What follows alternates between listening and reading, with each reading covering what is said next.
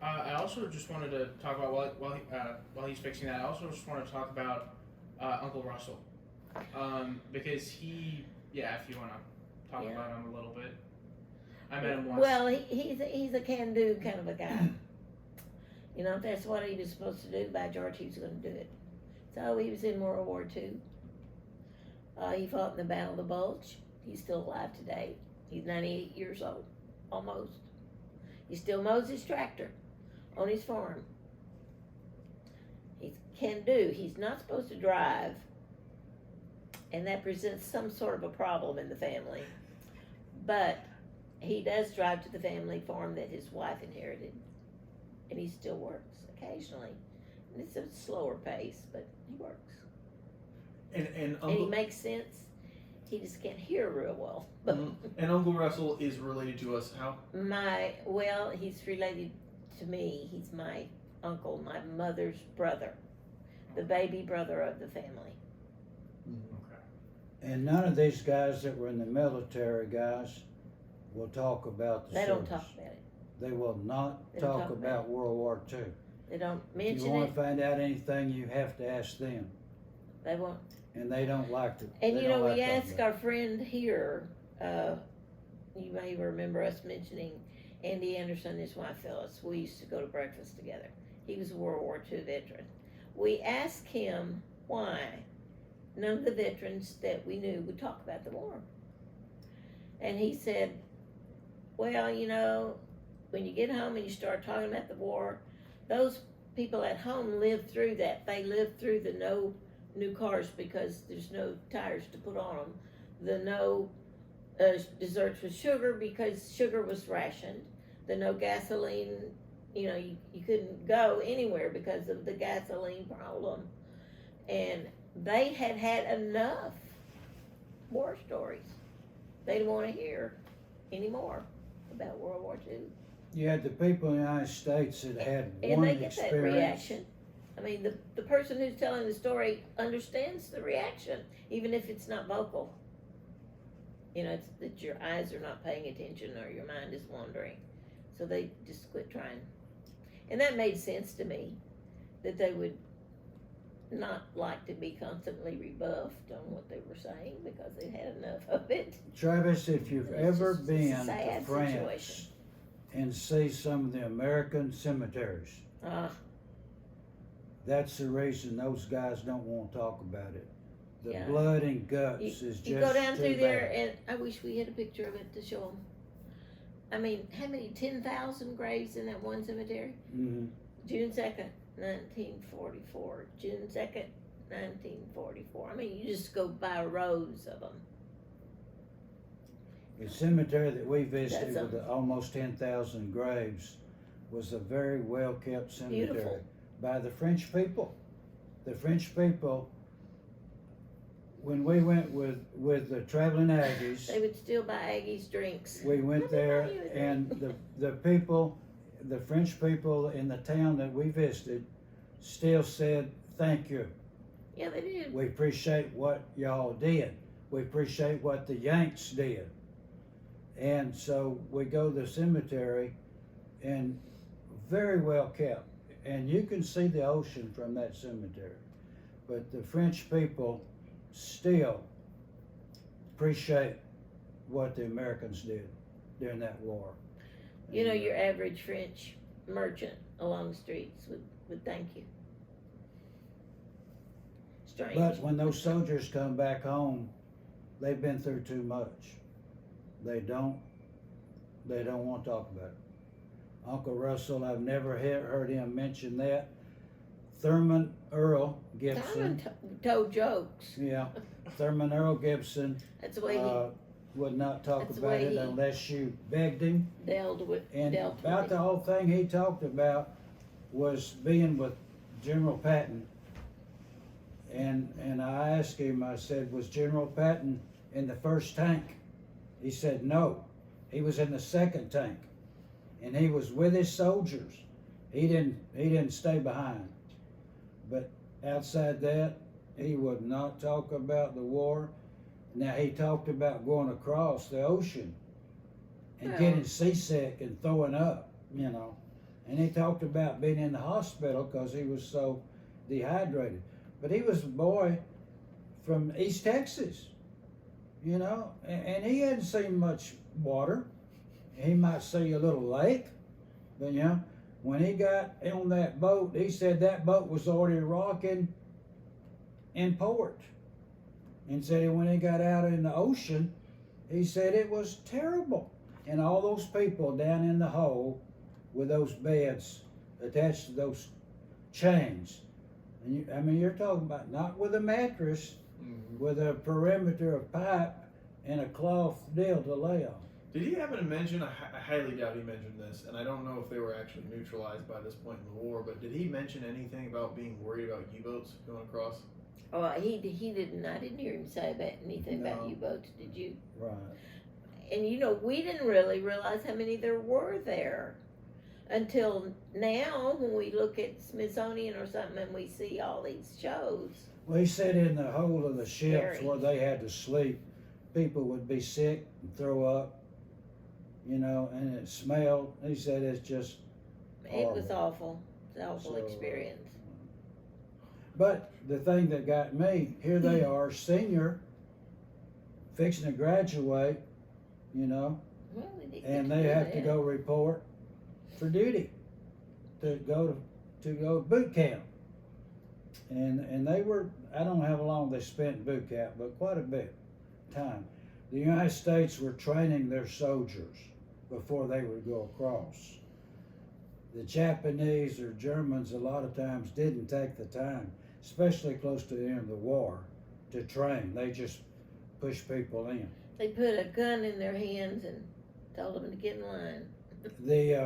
The Japanese especially, they were flying airplanes during the war, and they were trained very little. And that's one reason that we wiped them out. At the end, yes. Yeah, at the end of the war. So, Wow. but they were youngsters, you know. They were, okay, Travis, her uncle, Uncle Frank, was in one of, we were talking about yesterday, Oh, yeah, one of he's- the bombers. I think it was a 25. but Yeah. I'm not sure. B-25. What was it, what did you call it, Travis? What, 25? Oh, the U-boats? Or are you talking? No, No, B-25 the airplane. B-25, okay.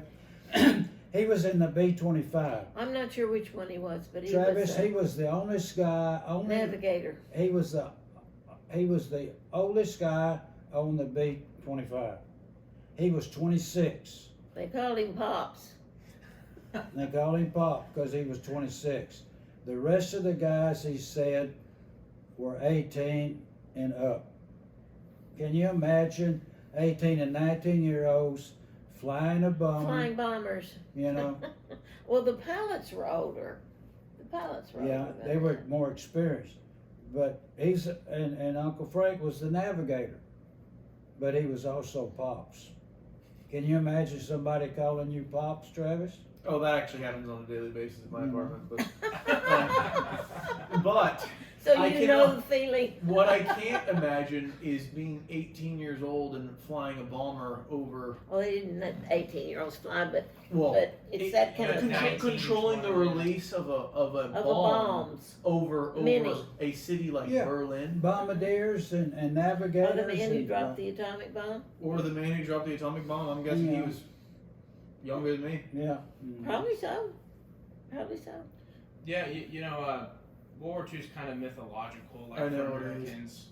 So hearing about that is just crazy. I know, Hearing it about its really is. relationship with family. And my uncle said he didn't really realize why they called him Pops until the 50th anniversary of something or other, and they were showing in the National Geographic magazine pictures of of the picture of the young soldier standing by his airplane, and he said they were just kids. Mm. They were maybe 19. Drafted. Just kids that were Drafted. drafted. Not like we have today. Just kids. Kids that were drafted. He was in the Air Force, and my uncle, Daddy's youngest brother, was in the Navy, and Mother's brothers were in the Army. That is just unbelievable. And Um, It And is. see, It's really guys, if you go to unbelievable. Washington D.C., and go to see the wall. Oh, that's moving. That You haven't seen that, have you? The wall, the wall is where they have all the 58,000 names printed names of the engraved on the soldiers wall. in Vietnam It, War. and you hardly go that you don't see somebody there tracing off a name. You know, with a piece of paper, you know, just rubbing it on it. Hey, you know how you can print what's underneath. Thousands and It's- thousands of It's names. still emotional. So we've covered like a lot of things on here. The only thing is we haven't gotten like. Well, I wanted to ask something that's important to me that we haven't gotten to is talking about education and work. We've talked a little bit about that, but specifically I want to talk about education. And we eventually need Education? stories, by the way. Yes, Jacob. I want to talk about the big one. There's a big one in our family with education. We talk about it sometimes. Texas Okay. A&M. Occasionally. Okay. The education. Well, I don't see the importance of it myself. You know, what can I say? I'm married in. Yeah, if you want to talk about how, you know, y'all were basically the first ones in our family to go to A&M and how that's translated to the children and the grandchildren and that kind of thing. I think it starts when you're little. He went when he was 5 months old. He didn't know he was there. Education, you know, when we were growing up, education wasn't that important to most Well, people. Okay. Many people didn't have a high school diploma then and were out working. Mhm. But They that were was the working. economy of the age. They were so working in the fields. They were working in the farms, oil field. oil fields, For example, skills. my first job that paid any amount of money, which was $1.35 an hour, in 1957, I got out of high school on a end of 1 week, and the Sunday that I turned 18, I went to work in the oil field. Okay, I worked 12 hours. It rained most all day long. I was oily, I was dirty, and I got home and my mother would not let me come in the house because I had He was oil on too my dirty. feet, I had oil on my jeans. And I worked at that time, that summer, with 2 old guys and 1 younger guy. One guy was 37. He ran the crew. I was in the crew of 4. The 2 old guys were 55 years old, and they were old. They were looked old. You know, and I decided I was not going to work in the oil field the rest of my life. And the oil field was that way. I mean, Mary's dad worked in the oil field for 43 years. He was a gang pusher for a lot of that. But I mean, those guys worked. They worked day and night. They were dirty. They worked through all kind of weather. But, you know. But anyway, so going to college was very important. Now, we went to a small high school. There were 29 people in my class, 60 people in her class, 60 people in the class above me. So that means in my high school, there were 150 people, okay? I played athletics, not because I was so good, but there weren't that many people, okay? And we competed with small schools, but And band people could even band play people could play. basketball. I did not play football, but I played basketball. I was on the all They district. did let I was football all players district play. team, leading scorer in district. But what I did, instead of go to band 6th period, I went and worked out with the basketball team 6th period. I couldn't do that in track. They wouldn't let me. I had to work out for track after school. But anyway, you know, so your education was important, but not that many people went on to college at that time. And my mom and dad being teachers, sure, I was going to go to college. Mary's mother and dad were not teachers. They didn't even And graduate from high school. Yeah, they didn't graduate from high school. But she went because she was a good student, without a doubt. And so when you got with us, we were both teachers, and that was very important. And I was a teacher, I think, because my mother and dad were teachers. I thought I'd been an engineer, but that didn't fit me. Mary Jane was going to be a teacher regardless, and she was very good. Then I got to be an administrator, so I dealt with a lot of different kind of people. So education, yes, is very important, very important. I wanted to ask two quick things, which is we're moving on too quickly. You didn't talk about. So what does A&M mean to our family? That was what I wanted to ask. Was how did you two discover A&M? Because that kind of started the saga. Okay. And also, what made you want to basically come we're trying to my start was when I was in high school. For some reason, I didn't know that much about college, but I liked what I saw about A&M. I liked the military part, and because of what we were talking about a while ago. But I went mainly because I was wanting to be either a teacher or an engineer. At Kilgore Junior College, I was okay being teaching or engineer because I could handle that thing. When I got to A&M, I found out that those engineers would sleep and eat engineering. And breathe engineering. And most of those guys came in from the military. Number one. Yeah, most of those guys, a lot of my people in those classes came in from the military, from the Vietnam War. I did not have to go to the Vietnam War because I was studying math and science in Kilgore Junior College and also in A&M. And so I was not drafted. They didn't. I was 4F. He was 4F, yeah. What 4F meant, you were the last one to be drafted. Last school to be drafted. That they considered teaching math and science one of those things that was very important. So I was not drafted.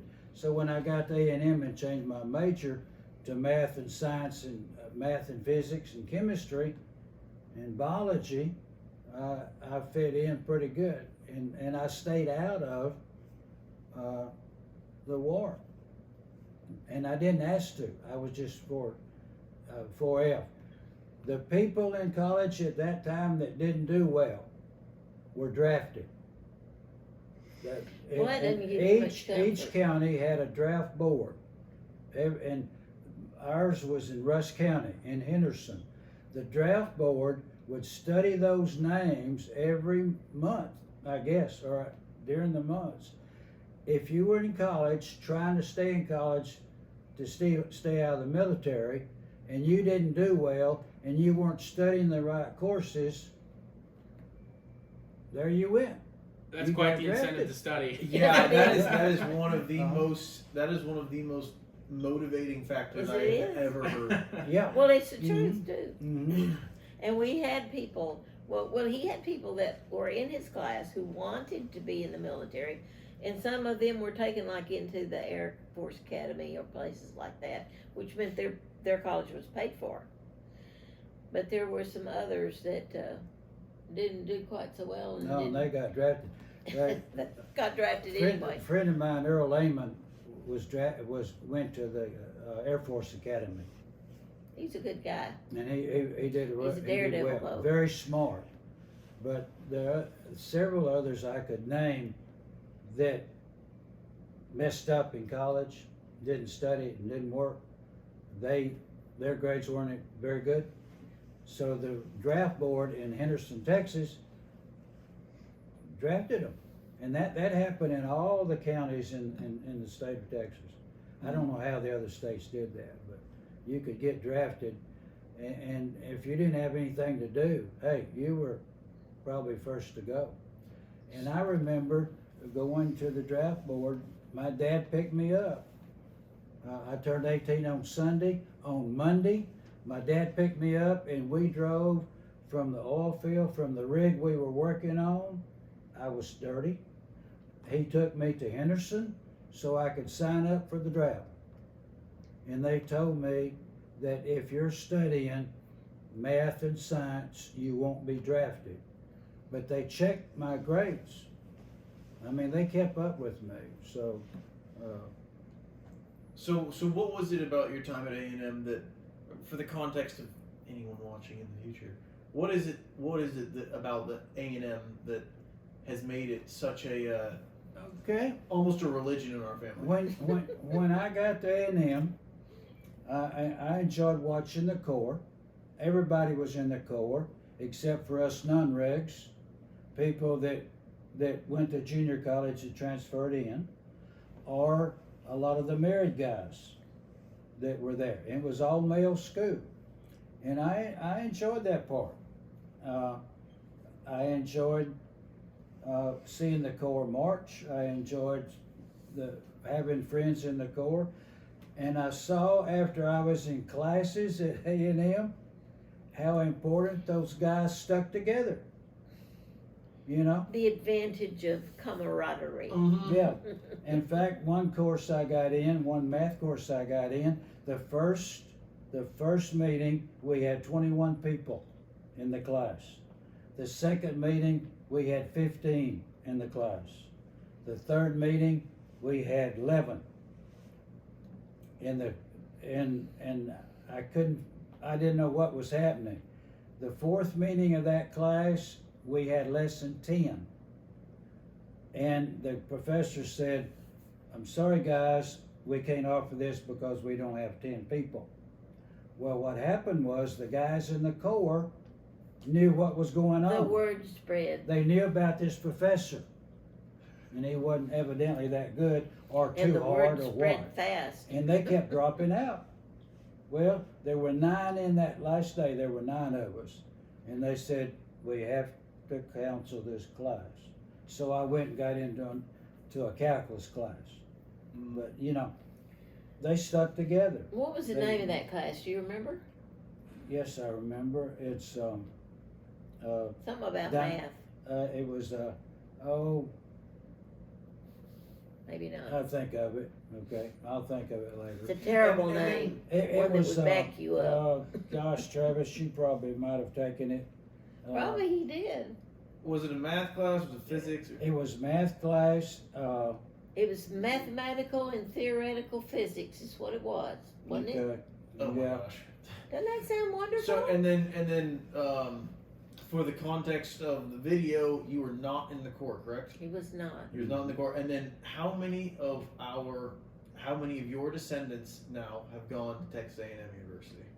To be Okay, if we there'd be count me and we count your mom. we count 3 out, so and it's your 8. uncle? It'll be 8.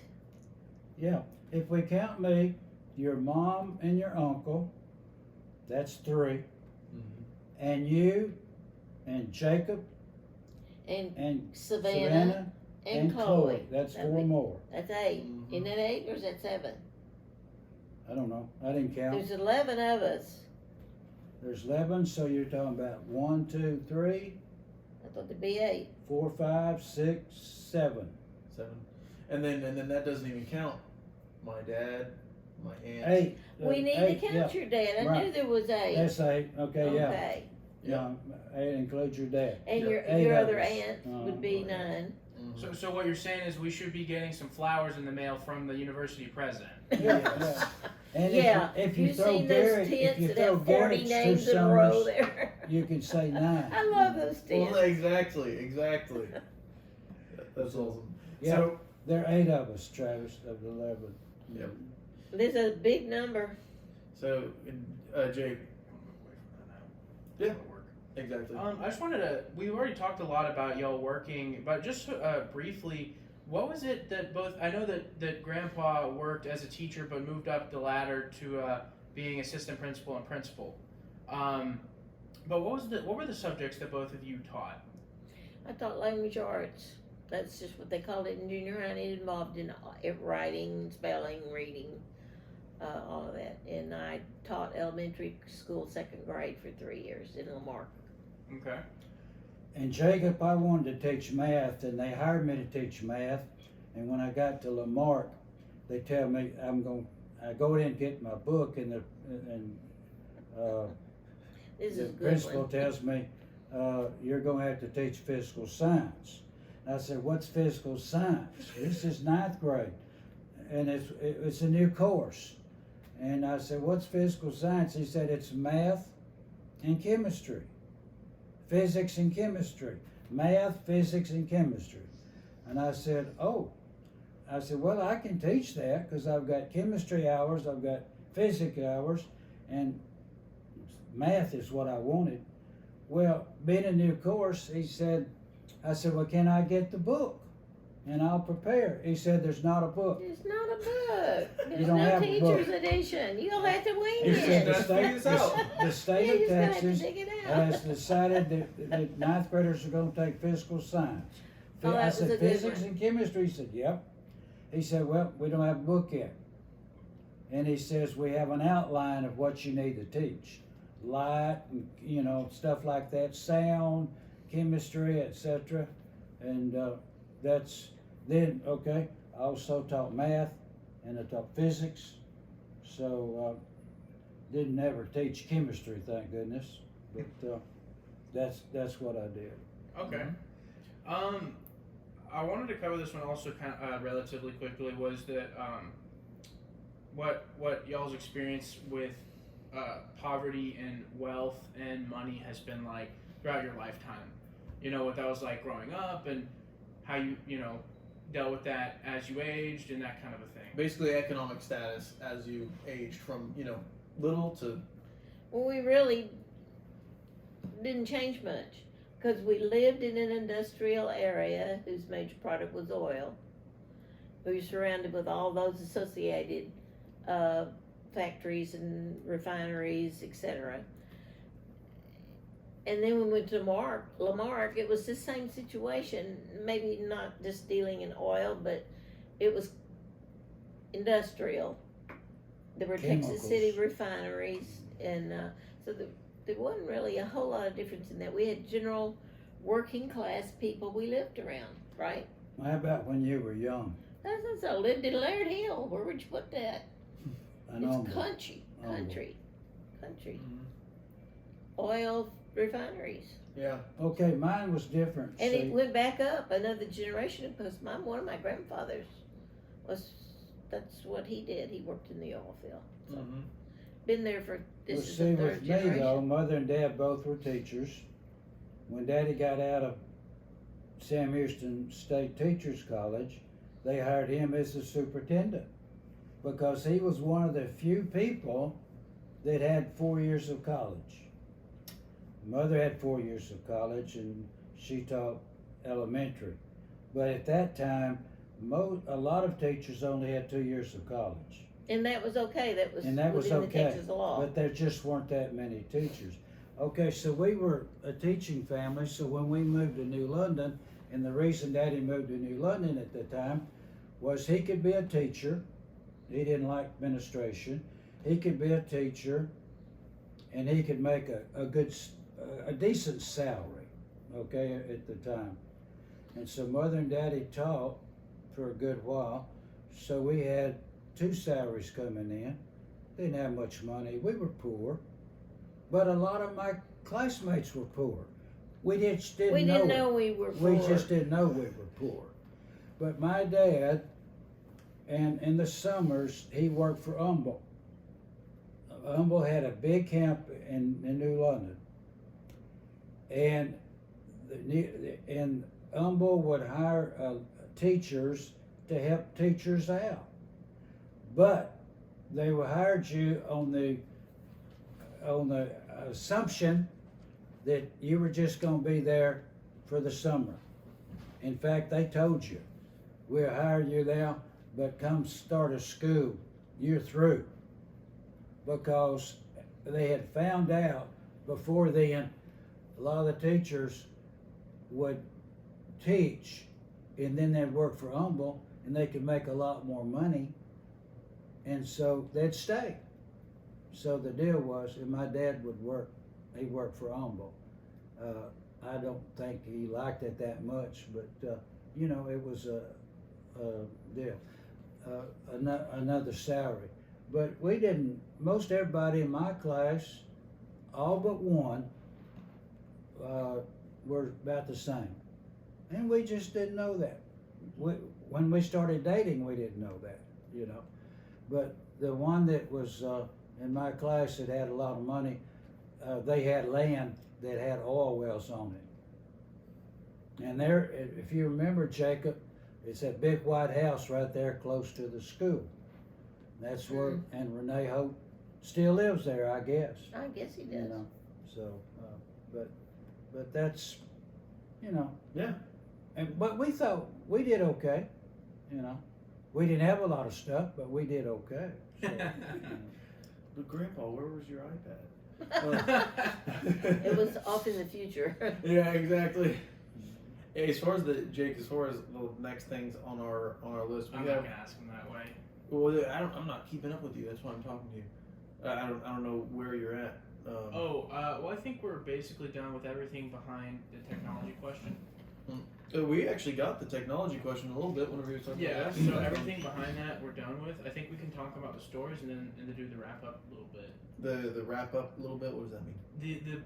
The bit where we talk about faith and then we talk about the wisdom you want to pass on. Oh yeah. So we only got one real question left, and there's like some ending questions. yeah. Just briefly, just to kind of get the ball rolling, I wanted you. We just talked about this before we started filming, but I wanted you to tell the story about your bike, about how you got your bike. My bike, okay. I wanted a bicycle, and I didn't have the money for a bicycle, and I don't think my parents had the money at the time. And I had a pet duck. I had him out in the front yard in a little fenced area, and these friends of ours that had an older friend, he had a bicycle that was made of aluminum. It was a real nice bicycle, and they said they'd sell it to me for $5 and my duck. And I think my parents were both glad to get rid of that duck. And they encouraged me. And it wasn't my $5. So it had to be their $5. So with their $5 and my duck, I got a real nice bicycle. And it was aluminum. Everybody was happy. Yeah. My bicycle was aluminum. I'd never seen an aluminum bicycle, but it was a nice bicycle. So. And really, the rest of this is just, y'all have any funny stories that kind of stick out to you? I think the funny one is about the dog and the kindergarten teacher. You can tell that. The dog and the kindergarten teacher? You don't remember that story? You mean Major? Major. What did Major do? I don't. He knocked her over. Oh, yeah, okay. Well, they lived. The fence was school on this side, Gibson's on this side. Little hill with a stairway in between. We lived practically on campus. The fence we had on front. On this side was our yard. On the other side was the schoolyard, and probably. And the kindergarten building was probably 20 yards away was the elementary gym. And the next house, and this third house probably was same type we had fence, their yard, and the playground, and then the kindergarten building. Well, Major got out one day at Bulldog. Oh, and Major loved to run. And the anything the moving, he's running in it. And the kids were out playing on the playground with the kindergarten teacher.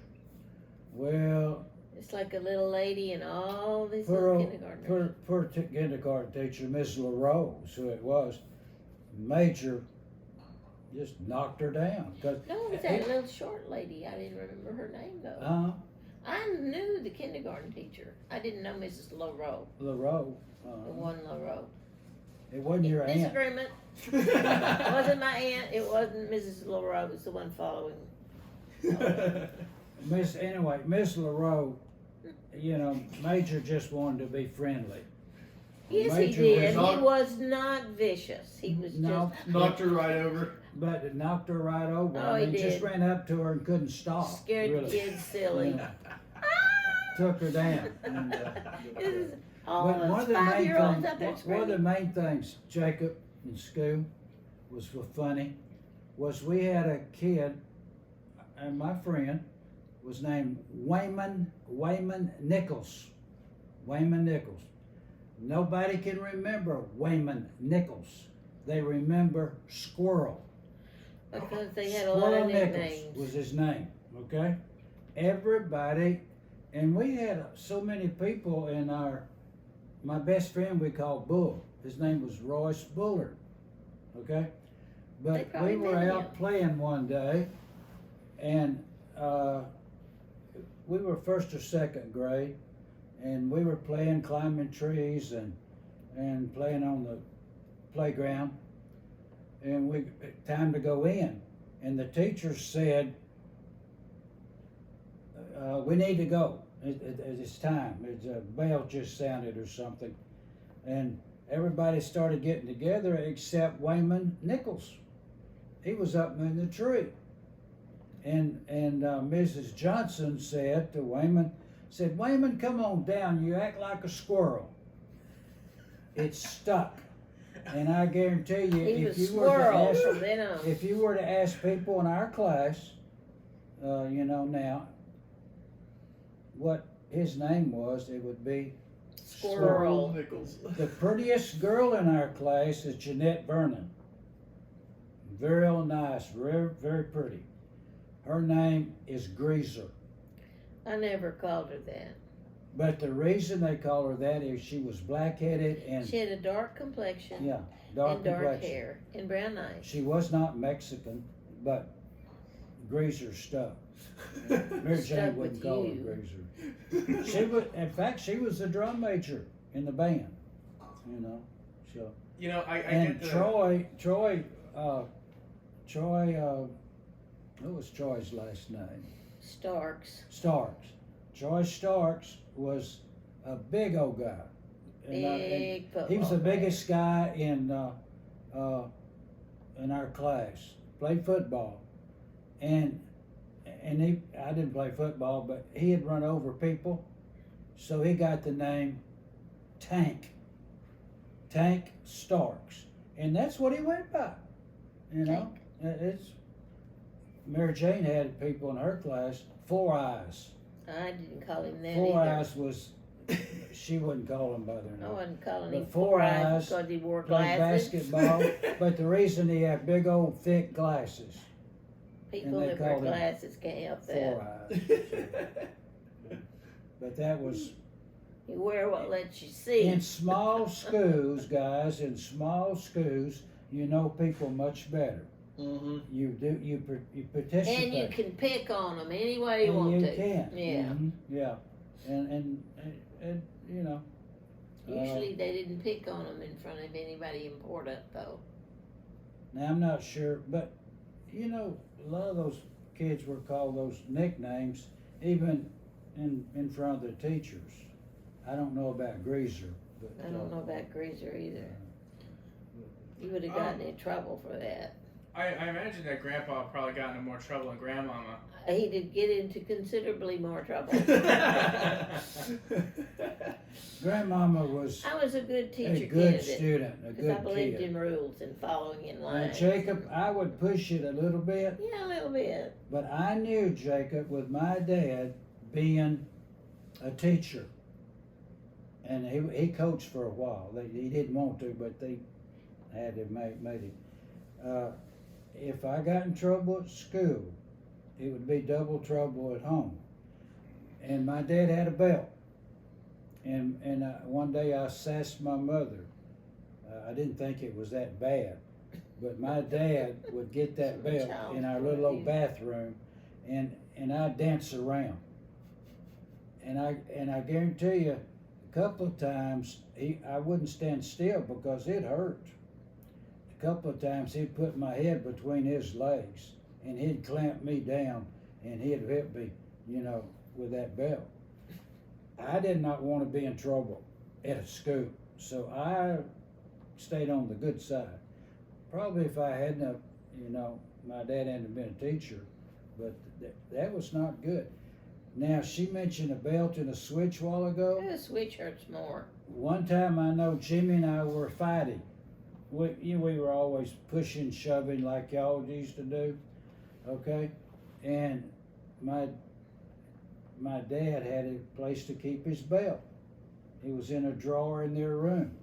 Well, I hid it. I hid the belt.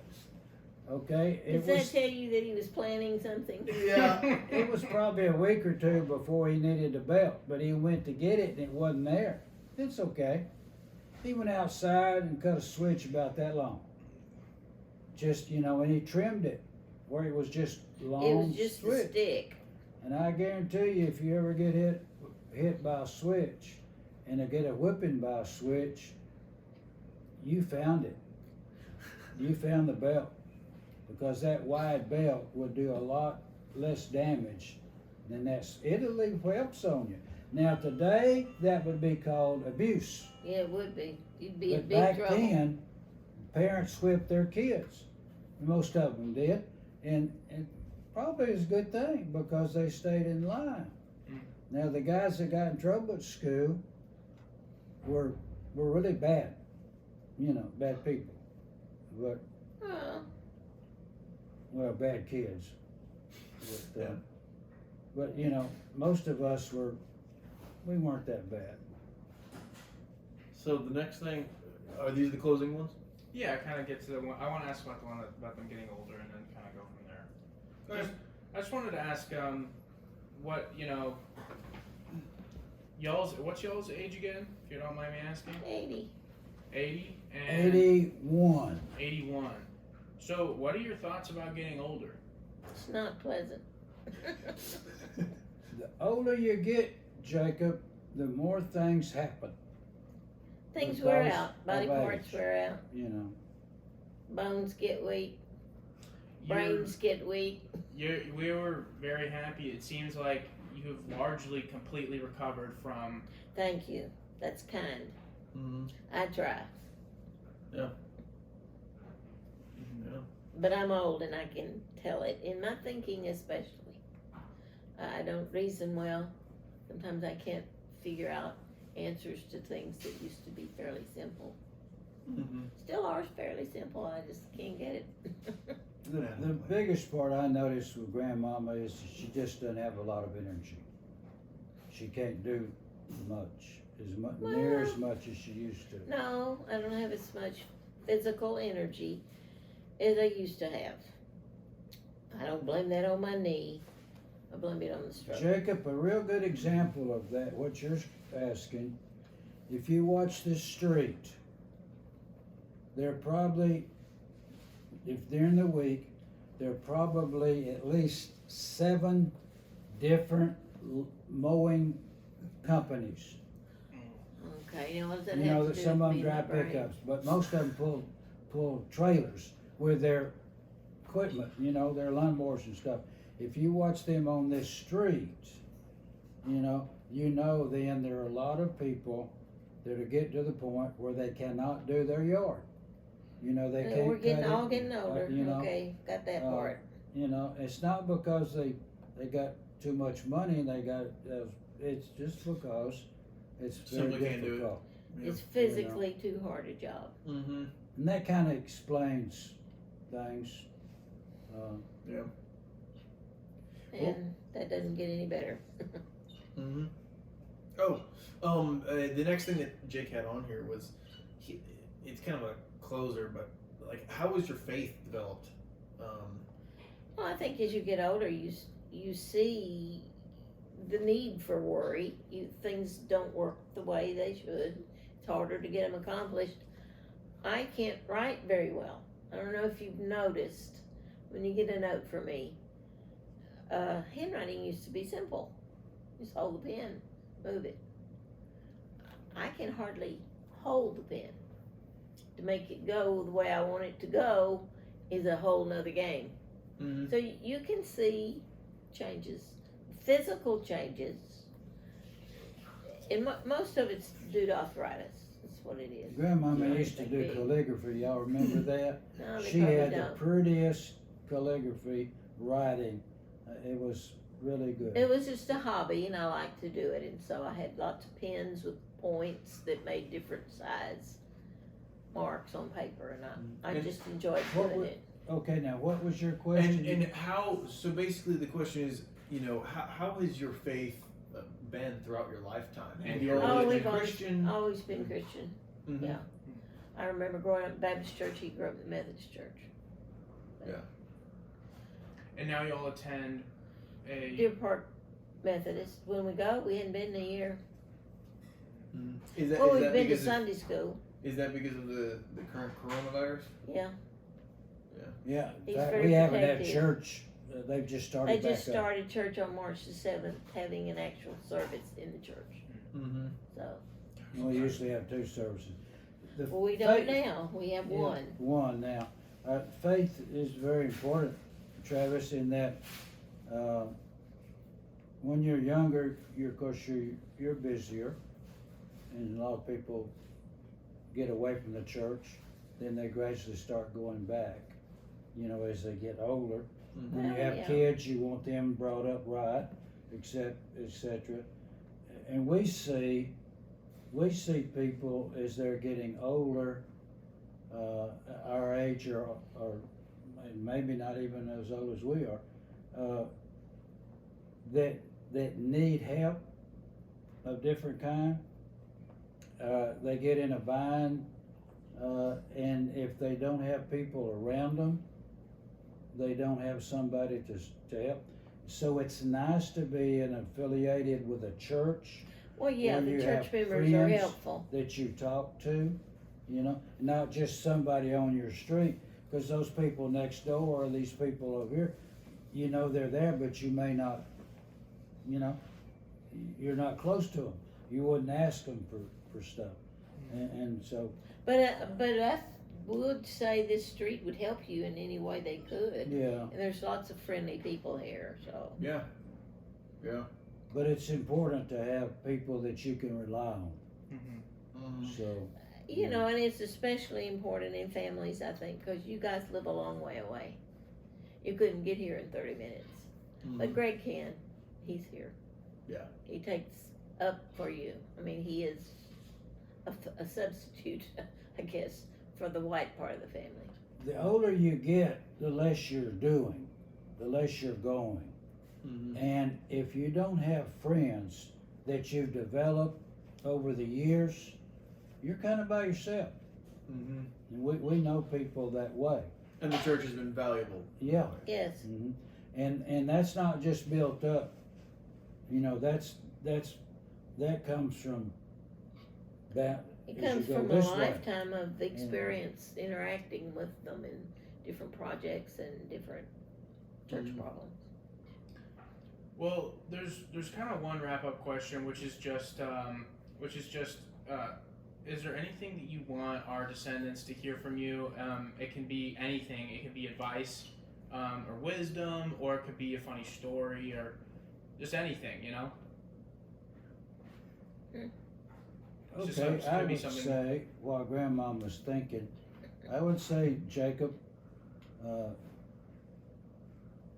be considerate of people that disagree or you disagree with them. Be considerate, work hard, do the right things, and most people know the right things, whether they do it or not. Do the right things and be in church. And sometimes it's important just to say hello. How are you today? Because they're 91 and 93 over there. Mm-hmm. They're going to move into an assisted living place. I can understand why. Because that man was a worker like Grandpa. He was up on the top of the tree doing something. So I know he feels his lack of strength. So there are neighbors who keep their eye on him, but I was glad to know they were deciding or moving toward that, even though they have family in Deer Park. Mhm. One of them right over there on that street. That they could get there in a hurry. But, Mm-hmm. I think they just think they're at the age where it would be more logical, reasonable. And, Easier. and Jacob, you can drive up down the street and some people Yeah. will wave at you and some people just don't see Some you people drive we've by. lived by for 40 years and they still look Yeah. at me like, who in the world are you? Really? What are you doing But on my you know, you street? need to treat people right. You do. You need, We wave at all of them. because that can come back and haunt you, you know. Doing the These right. guys over here are really friendly. They'll probably holler at you too. Yeah, when the you guy leave. over there that, now, Hey, hello. your mother went to, graduated the same year as the gal, okay? She's very quiet and doesn't much come out of the house. Her husband graduated a year earlier. he's a He talker. played football, etc. And you know, he's asked me several times, is there anything I can help you with? They've moved in about 2 years ago. You know, is there anything I can help you with or what have you? And he Okay. talks and he'll wave. I taught the girl, They got 3 cars houses out down. the kazoo over there, and boats and campers, and what Yeah. else have they got? now, they don't, they could do things differently, you know, but they don't.